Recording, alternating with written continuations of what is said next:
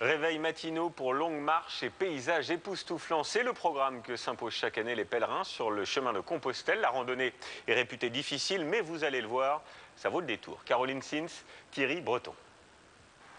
Saint-Jean-Pied-de-Port dort encore. Comme chaque matin, les pèlerins quittent le refuge municipal où ils ont passé la nuit pour 8 €.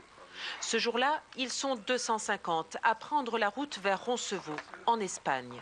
Parmi eux, Christian et Brigitte Fage marchent depuis 17 jours.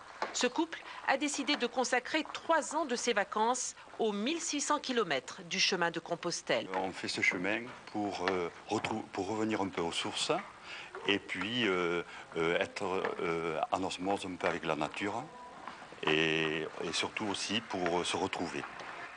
La foi, c'est important. Ça en fait partie aussi du chemin. Poussés par la foi, beaucoup de pèlerins s'arrêtent prier le long du chemin de Compostelle. 28 km séparent le dernier village français de l'Espagne. 1400 mètres de dénivelé. Des paysages à couper le souffle.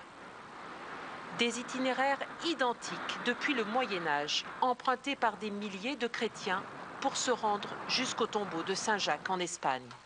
Pour marcher dans les pas de ces premiers pèlerins, certains viennent de très loin, comme ces deux Américains étudiants en Alabama. C'est un voyage spirituel, le moyen de rompre avec la folie de notre vie américaine. C'est vraiment l'occasion de réfléchir.